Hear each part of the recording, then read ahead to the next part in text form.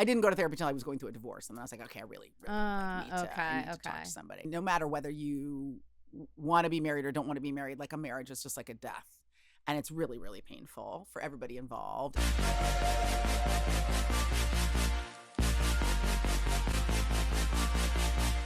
Nobody does anything great by not believing they can do something great. Yes. Right? Like no one like aims for, kind of mediocrity and ends up, excelling. You have to know in your heart, or believe it, maybe you don't know it, but believe it, I can do something extraordinary, or you will not set out to do it. You'll be like, that's too hard. It's impossible. And there are two sides of that as well, because that is totally true. Like if you believe it, you can do it. You have to. No question. Yeah, I know we sound like 8th grade like volleyball coaches, but it's true. It's like if you believe it, you can achieve it. True. But then you have to do the work too, right? It's not like you just manifest it by like, thinking about it over your matcha in the morning. Right. But by the way, as a therapist, I can tell you that like manifestation is a scientific thing. I've seen some stuff about but that. It's not what people think it is. It's just like saying it to yourself over and over again kind of realigns the way you think about yourself and your work and makes you less timid and more driven. Yes, and see more opportunities. So it's believing in yourself. So if you believe that something good is going to happen and you really believe it, your subconscious will start to believe it and it will steer you in that direction. So you will notice things, opportunities you didn't see before, and you will start to believe, oh, this I can do. And so that's how manifesting actually works. And then you step forward. Okay, like I see the opportunity, but it's all about and you I doing present it. myself for the opportunity. Yeah, the universe doesn't give it to you. Yeah. You're giving it to yourself. That's the trick that people don't realize. That's exciting. So you don't put it out in the universe. You're putting it internally into your subconscious. Right. And that's what makes it happen. So do you also think that going from, oh my God, I can't believe this, or how did this happen, or this is amazing, which I think is also great because I do a lot of, I'm just like gratitude. one long Hallmark card. It's so powerful. I do a lot of gratitude work. Like, I often have to like hide that I've like burst into tears in a public place. But it's good. I mean, it's been very good for me. And I think has changed my mindset about life and the world, because it can be pretty, if you look around, with a critical eye, it can get pretty depressing. So I do a lot of gratitude work, but the shift from, oh my God, this is incredible, to, oh my God, look what I've done, or look what I'm capable of, then again changes your field of vision and widens it even more. Okay, well, if I've done this, I can do this, and I can build this into something even bigger than what I anticipated or what I planned for. Yes.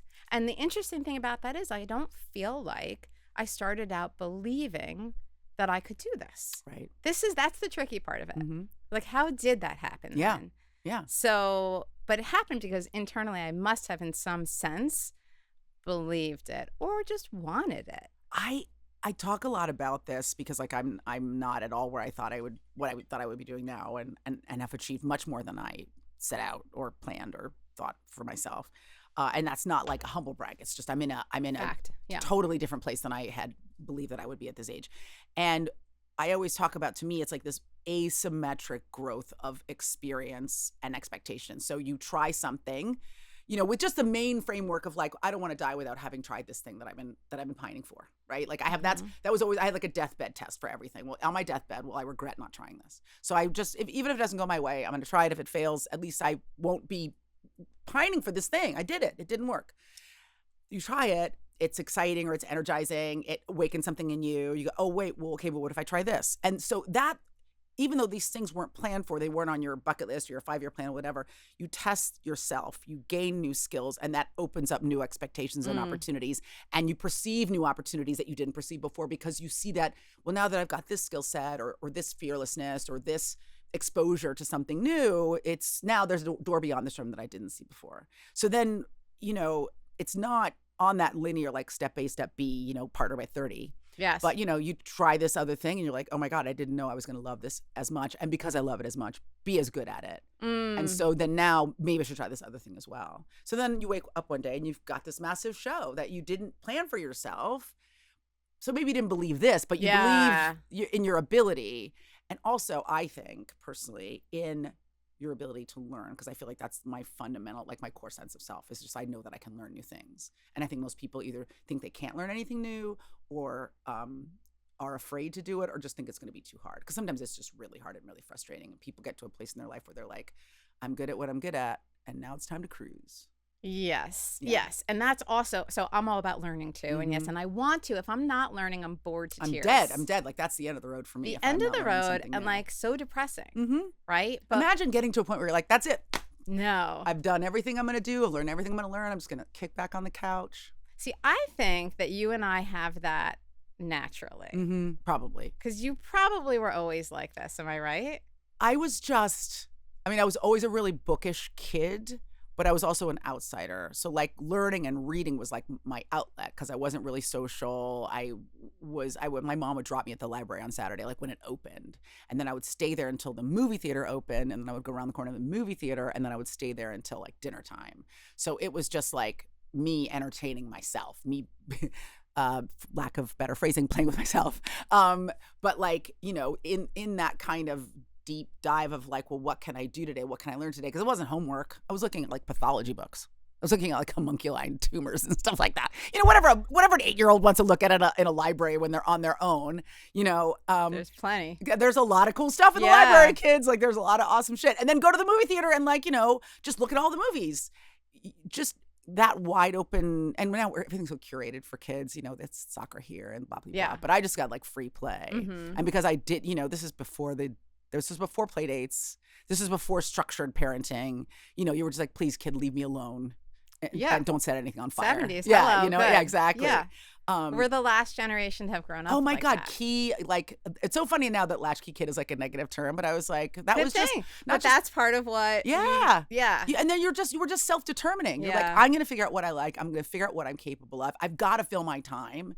You know what I mean? No one is doing this for me. I have to fill the day. Mm-hmm. And my parents didn't believe in television. So I just had to read. I read and I played with like sticks and dirt and climbed trees and all that Fabulous. stuff, And but wait, they didn't believe in television, but they were okay with you going to the movies?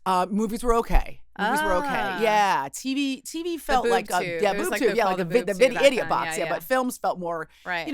Kind of had bigger scope and were more, impactful. And I think they really loved my mom. They were both artists, so they really loved like film. They saw it as an art form.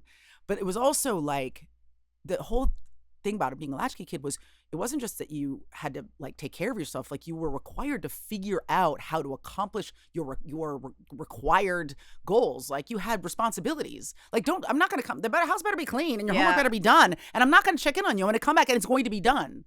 And there was no kind of like, oh, you didn't do it. Yeah. So, you just develop discipline at a really early age, like self-discipline. Right. So you think it was nurture mostly from being raised that way? I think it was.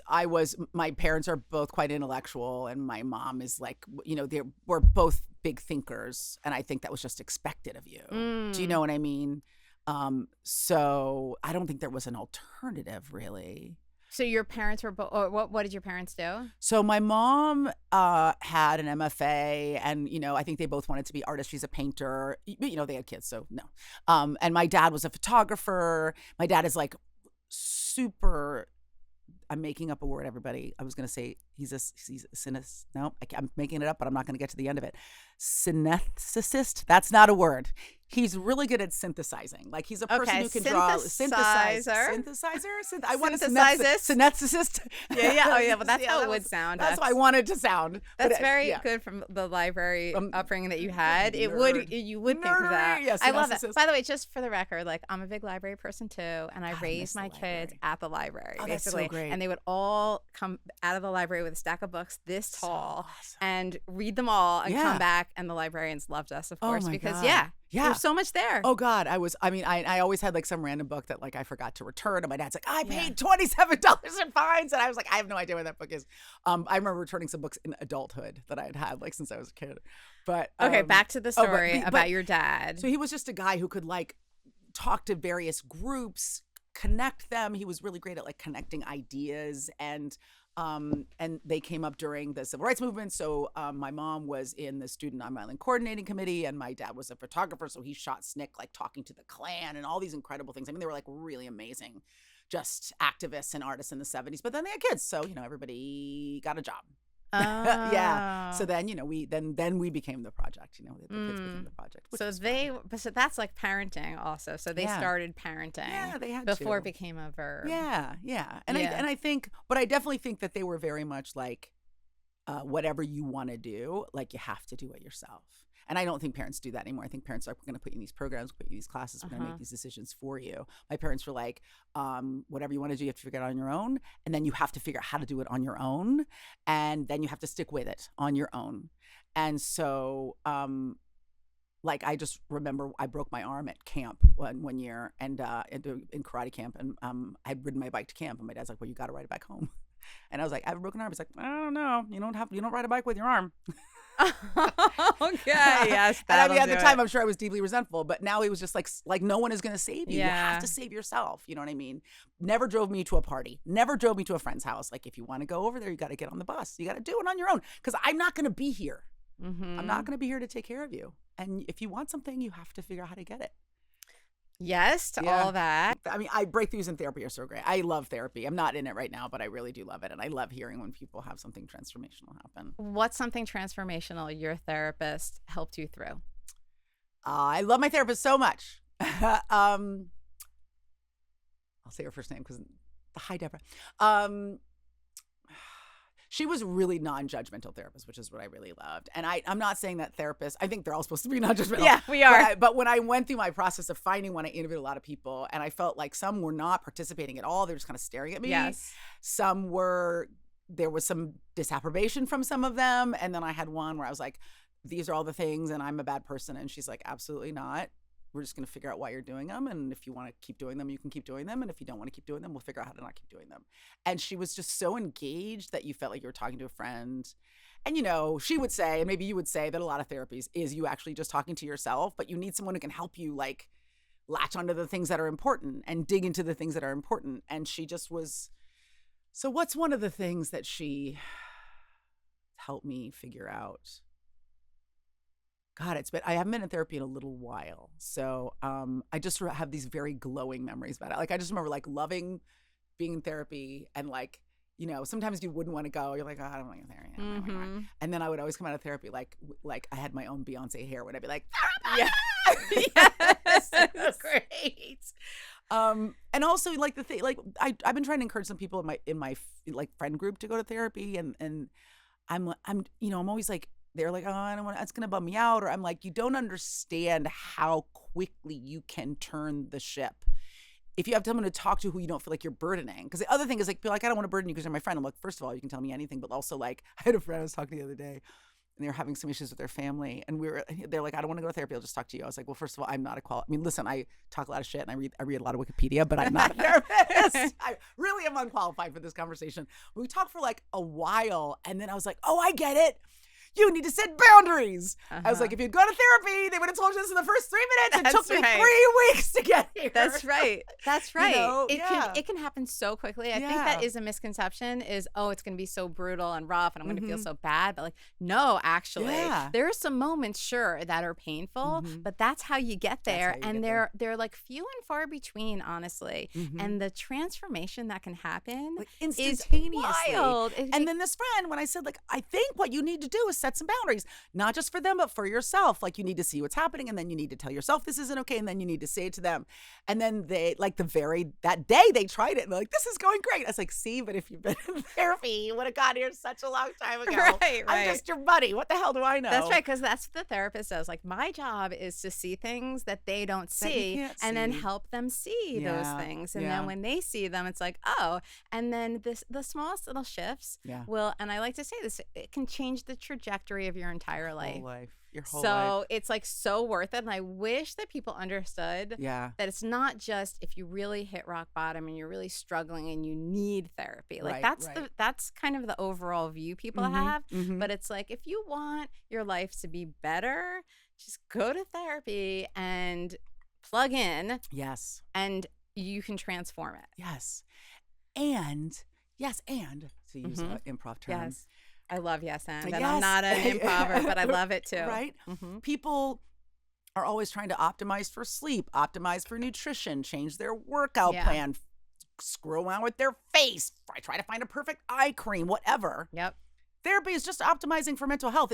Everyone thinks it's like, I woke up in an alley and I'm Robert Downey Jr. and now I've got to go. No, like, you're optimizing for everything in your life except for the thing that fundamentally is going to change your need to optimize for everything else in your life. 100%. So Change it yeah, all through yeah. therapy. One, like it's so fundamental. I mean, it took me a really long time to start because I just felt like it was for rich people. You know what I Ah. mean? And it was like a Wait, why did you luxury. think that? Explain. I don't know, because I just think that was kind of the archetype of like the therapist, patient relationship, like in the 70s and 80s. It was for rich people, it's expensive, and you Like kind of lie down on the privileged, yeah. couch and talking about their childhood. And I think we've only started to kind of destigmatize it in like recent years. So for me, I was like, I'm fine, I'm doing fine, like I don't need to go to therapy. And I didn't I didn't go to therapy until I was going through a divorce, and then I was like, okay, I really like, need to talk to somebody. So it was yeah. that kind of thing where you felt like this is a struggle and I need. Yeah. It was probably like new feelings that I hadn't had. I mean, no matter whether you want to be married or don't want to be married, like a marriage is just like a death.